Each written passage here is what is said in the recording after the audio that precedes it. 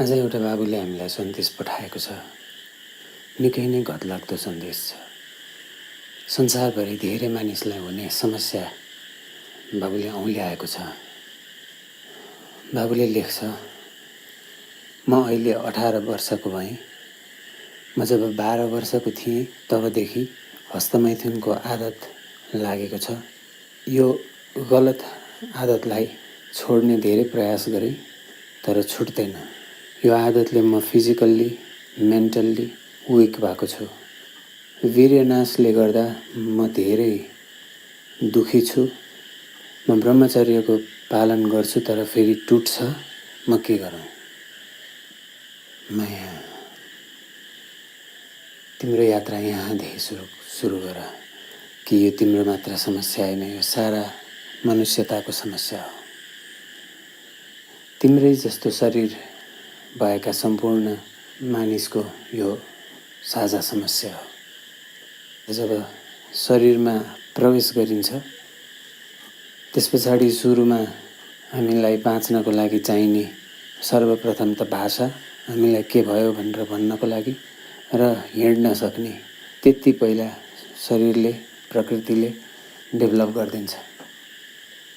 त्यस पछाडि जब बाँच्नलाई गाह्रो पर्दैन, जब आफैले पकाएर खान सक्ने जस्तो हुन थाल्छ अथवा आफैले केही खान सक्ने हुन थाल्छ, त्यस पछाडि शरीर दोस्रो लेभलको लागि तयार भयो। यो दोस्रो लेभल हो प्रजननको कार्य सुरु, अर्थात् प्युबर्टी एज।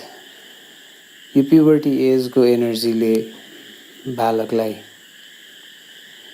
रिप्रोडक्सनको लागि र संसारमा हुने भिन्न भिन्न इमोसन्सहरू, नाट्यशास्त्रमा जसलाई नवरसबाट उल्लेख गरिन्छ, यसरी भिन्न भिन्न अनुभवहरू, यी सबै कुराहरूलाई हेर्न सक्ने, सहन सक्ने क्षमतासम्म लिएर आउँछ। जुन बेला जुन अवस्थादेखिबाट मानिसले यो एनर्जीलाई, प्युबर्टीको एनर्जी अथवा सेक्स एनर्जी अथवा यौन ऊर्जा अथवा काम ऊर्जा, जे नाम दिए पनि, यो यस्तो फर्म अफ एनर्जी हो जसले प्रत्येक मानिसलाई जीवन निरन्तरता दिलाउनको लागि तयार गर्दै लैजाने हो। त्यसको काम त्यति हो। जीवनलाई निरन्तरता दिनको लागि यो बिउ, यो शरीरमा मात्र नभएर यो मान्छेको साइकोलोजीमा र रुट्समै यो बिउ प्राकृतिक रूपमा नै छ। त सबैभन्दा सर्वप्रथम अथवा सबैभन्दा पहिलोचोटि हेर्नुपर्ने भनेको यो प्राकृतिक रूपमा भएको ऊर्जालाई कतै डिनाइ त गरिएको छैन, कतै अन्जानवश यसलाई नबुझेर नै रोक्न त लागि छैन। यसलाई ख्याल गर्नुपर्छ। यी ऊर्जाहरूलाई नबुझिकन, यो काम ऊर्जालाई, यो सेक्सुअल एनर्जीलाई नबुझिकन यसलाई रोक्ने, यसलाई डिनाइ गर्नेतिर लाग्न थाल्यो भने यसैले नै मनलाई बाँधेर लैजान्छ। यसैले नै मनलाई दुःख तनाव दिलाउँदै लैजान्छ। विक्षिप्त अवस्था यसैले बनाउँदै लैजान्छ। भिन्न भिन्न विचारहरू अथवा कुविचारहरू मनमा यसैको कारण फैलिँदै जान्छ। फ्रॉइडले यसको ठुलो अध्ययन गरेका छन् र यो फ्रॉइडको मात्र अनुभव होइन। जसरी फ्रॉइडले आफैले आफ्नै अनुभवबाट जानेको भन्दथे, यो फ्रॉइडको मात्र होइन, यो सम्पूर्ण मानिसको यही नै हो अनुभव।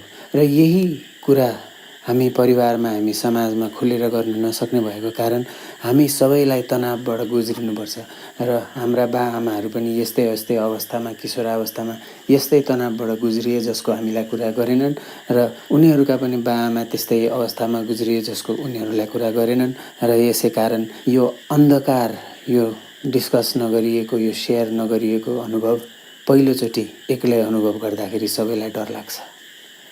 र यसबाट यति डर लाग्छ, यो काम ऊर्जाबाट यति डर लाग्छ, यो सेक्स एनर्जीबाट कि बिस्तारै बिस्तारै मानिस ब्रह्मचारी बन्छु भन्ने पनि सोच्न थाल्ला। यस्ता यस्ता अनुभव हुन्छन् जहाँ मानिसले आफ्नो शरीरको लिङ्ग काटेर फालिदिन्छु सम्मको अनुभव, त्यस्तोसम्म विचार गरेका हुन्छन्। र यस्तो पनि अनुभव हुन्छ जहाँ मानिसले आफ्नो विवेक बिना कतै कसैलाई बलात्कार गर्ने कार्यमा पनि संलग्न भइरहेको हुन्छ। यही काम ऊर्जा हो, यही सेक्स एनर्जी हो जसले जीवनलाई निरन्तरता दिन्छ। अब यो जीवनमा यी सबै घटनाहरू यही जीवनभित्रकै घटनाहरू, यो सबै यो प्रकृतिमा छ, घटनाको चल्ने क्रम छ। र तिमीलाई मात्र होइन, माया सबैलाई, सारा संसारभरि यस्तै यस्तै अनुभव हुन्छ। यही हुँदो रहेछ, यस्तो रहेछ है, मेरो शरीरमा यस्तो पनि अनुभव रहेछ है भन्दै हेर्दै जाने मात्रै हो। र कुरा आयो ब्रह्मचर्यको। ब्रह्मचर्य भन्दैमा यौन ऊर्जाको नकार, यसले गलत दिशातर्फ लैजान्छ। त्यसैले तिम्रो मन अशान्त छ, किनकि तिमी तिम्रो सेक्स एनर्जीलाई, तिम्रो काम ऊर्जालाई दबाउन खोज्छौ, लुकाउन खोज्छौ। यो मसँग नभए हुन्थ्यो भन्न खोज्छौ र यसैले विक्षिप्त बनाउँछ र तिमी हस्तमैथुन गर्छौ र त्यस पछाडि तिमीलाई फेरि गिल्टी फिल हुन्छ। यस कारणले गिल्टी फिल हुन्छ कि यो नराम्रो कुरो हो भनेर कसैले भनिदियो र तिमीले मानिलियौ कि यो नराम्रो कुरो हो। यदि यो नराम्रो कुरो हुने थियो भने, काम ऊर्जा नराम्रो कुरो हुने थियो, सेक्स एनर्जी नराम्रो कुरो हुने थियो र हस्तमैथुन नराम्रो कुरो हुने थियो भने हामी कोही पनि जन्म लिएका हुँदैनथ्यौँ। यो सृष्टिको अघि नै बढ्दैनथ्यो। कहिले पनि सृजना नभएको हुन्थ्यो सृष्टि। तर यो सृष्टि यही काम ऊर्जाका कारण निरन्तर छ। यो बेस एनर्जी, यो मूल आधार, जीवनको मूल आधार, र यसैलाई नै ब्लक गर्ने, यसैलाई नै डिनाइ गर्नेतिर लाग्नाले मनले त अवश्य दुःख दिन्छ। मनले मात्र होइन, सुरुमा तिम्रो शरीरले दुःख दिन थाल्छ, त्यसपछि तिम्रो शरीरलाई मनले साथ दिन्छ र मनले विभिन्न तानाबाना, विभिन्न कथाहरू बनाउँदै लैजान्छ। तिमी त्यसमा डुब्दै जान्छौ। यसरी सेक्सुअल एङ्जाइटी पनि हुन्छ मानिसलाई। ब्रह्मचर्य, ब्रह्मको आचरण हेर त माया, यो ब्रह्मले सृष्टि कसरी सृष्टि गर्यो? कुन आधारमा यो सृष्टि कन्टिन्यू चलिरहन्छ? कुन आधारमा तिम्रो जीवन यहाँसम्म तिमी आइपुगेका छौ र जन्मिन नपाउँदै बितेनौ? तिम्रा कोशिकाहरूमा प्रत्येक सेकेन्ड, प्रतिपल कामको ऊर्जा जारी छ। यस कारणले तिमी तिम्रो शरीरमा हुर्किँदै यहाँसम्म आइपुग्यौ र हुर्किँदै फेरि जान्छौ। बुढो हुने बेलासम्म जहाँसम्म तिम्रो बायोलोजिकल शरीरले, तिम्रो भौतिक शरीरले तिम्रो हुनको लागि रिप्रोड्युस गरिरहन सक्छ, सेल्फभित्र नै, सेल्सभित्र नै, त्यहाँसम्म तिमी यो पृथ्वीमा बाँच्छौ। यो सृष्टि चलिरहने ऊर्जालाई देख्ने आँखाहरू ब्रह्मचर्यका आँखा हुन्। डिनाइ गर्ने आँखा ब्रह्मचर्यका आँखा होइनन्। डिनाइ र एक्सेप्ट दुइटै मनको काम हो, मनको कार्य हो र मनको पनि सतहको मात्र कार्य हो। अर्थात् कथाहरू हुन्, मिथ्याहरू हुन्। मानिसहरू धेरै काम ऊर्जालाई डिनाइ गर्नतिर लागेका छन् र विक्षिप्त छन्। यसले व्यक्तिगत रूपमा मात्र होइन, पारिवारिक रूपमा पनि विक्षिप्त बनाउँछ, सामाजिक रूपमा पनि विक्षिप्त बनाउँछ र राष्ट्रहरू सारा संसारलाई निहाल्ने हो भने एक हिसाबले काम ऊर्जाको मिसअन्डरस्ट्यान्डिङमा सल्बलाइएको फजिनेस जस्तो देखिन्छ। तर सृष्टिका आँखामा यी पनि अवस्थाहरू छन्। यी अवस्थाहरू पनि छैनन् भनेर डिनाइ गर्न मिल्दैन, अथवा काम ऊर्जाबाट हुने सम्पूर्ण नकारात्मक कुराहरू संसारमा सृष्टिमा छैनन् भनेर डिनाइ पनि गर्न मिल्दैन। किनकि सकारात्मक अथवा नकारात्मक दुइटै कुरा, देव अथवा दानव दुइटै कुरा र यथार्थमा सम्पूर्ण डुअलिटी, सम्पूर्ण द्वैतमा पर्ने कुराहरू, यो सबै यो सृष्टिको भाग हुन्। कुनैलाई छुट्याउनै मिल्दैन। यो सबै यो सृष्टिको भाग हुन् र यसै गरी हामी प्रत्येक मानिसको अङ्ग अङ्गमा, मनमा, हृदयमा जमेर बसेको छ। र वास्तवमै भन्ने हो भने हाम्रा मोडर्न सङ्गीतहरू, म्युजिक भिडियोहरूदेखि लिएर मुभीहरू, स्टोरिजहरू सबै साँच्चीकै नै यही सेक्स एनर्जी वरपर नै घुमेका हुन्छन्।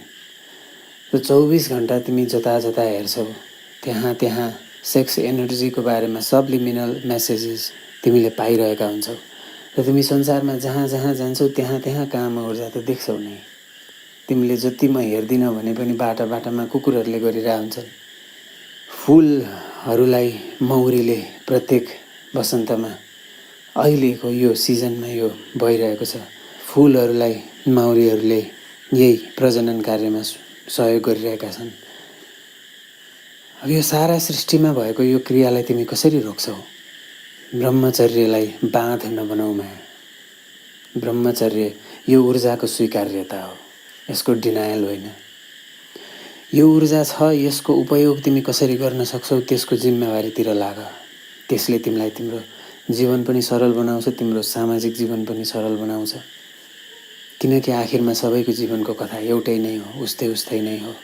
त्यसैले कम्मर कसेर आफ्नो कथा सोझ्याउनेतिर, आफ्नो कथा बनाउनेतिर लाग। किनकि तिमीसँग कुनै पनि कथा छैन, तिमी कथा बनाउन सक्छौ। यसलाई हेरेर तिमीमा भएको काम ऊर्जालाई स्वीकारेर कि यो पनि रहेछ जिन्दगीको भाग। जसरी तिम्रो चाइल्डहुड थियो त्यस्तै गरी चाइल्डहुडमा हुर्किँदै आएको यो एनर्जी पनि जिन्दगीको अभिन्न भाग हो। यसलाई पनि स्वीकार। त्यसपछि शरीरले बेला बेलामा माग्छ, रिलिज माग्छ, एनर्जी माग्छ, काम ऊर्जा डेभलप हुँदै जान्छ।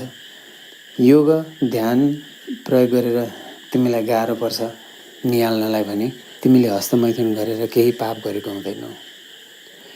यसै पनि यो संसारमा मानिस त मर्नु छँदै नै छ। तिमीले वीर्यनाश गरेर ऊर्जा हटाउने, ऊर्जा नष्ट गर्ने भनेर सोच्नै मिल्दैन। तिमीले हस्तमैथुन मात्र नगरेर ऊर्जा जम्मा गर्ने हो भने पनि त्यसको असरबाट, तिम्रो डिनायलको कारणबाट आइपुग्ने मनमा भएका तनावहरू सम्पूर्णले तिम्रो ऊर्जा झन नाशतिर लैजान्छ। यसरी त झन् तिमीले ब्रह्मचर्य कहिले भेट्दैनौ।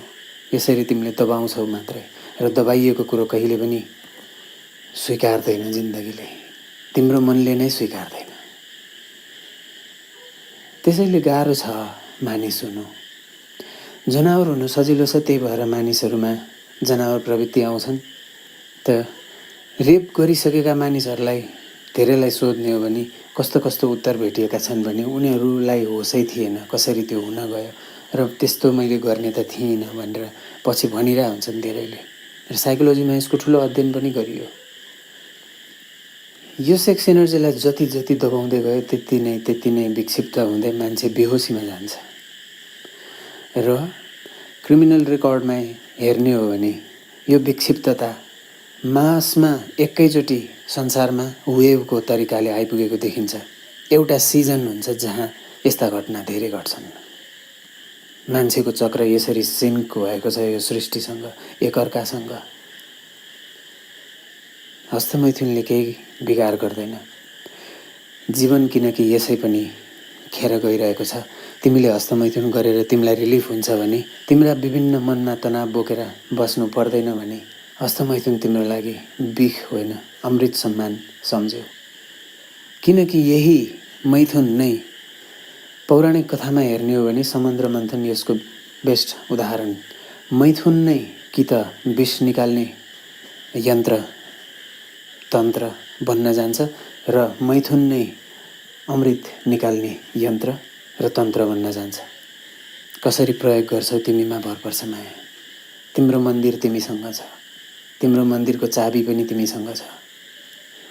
काम ऊर्जालाई डिनाइ गर्ने मिल्दैन। यो अवस्थामा तिमी आइपुग्यौ कि यी सबै कुराहरू रहेछन् जिन्दगीका भाग, यो देख्यौ तिमीले भने तिमीमा अटुट ब्रह्मचर्य सुरु हुन्छ। त्यस पछाडि काम ऊर्जाले तिमीलाई पागल बनाउँदैनौ। काम ऊर्जाको मार्फत तिमी क्रिएटिभिटीतिर जान्छौ। यो नेचुरली नै बढ्दै जान्छ। तिमीले केही कष्ट गर्नै पर्दैन। प्रथम त स्वीकार्यताबाट नै सुरु हुनु पर्यो।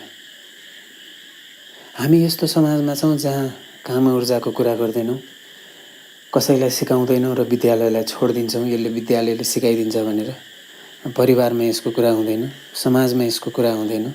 तर एक्सपेक्ट के गरिन्छ भने परिवार बनाओस्, विवाह गरोस्, परिवार बनाओस्, बच्चा जन्माओस्। यो एक किसिमको ब्रोकन सिस्टम छ, तालमेल नमिलेको सिस्टम छ।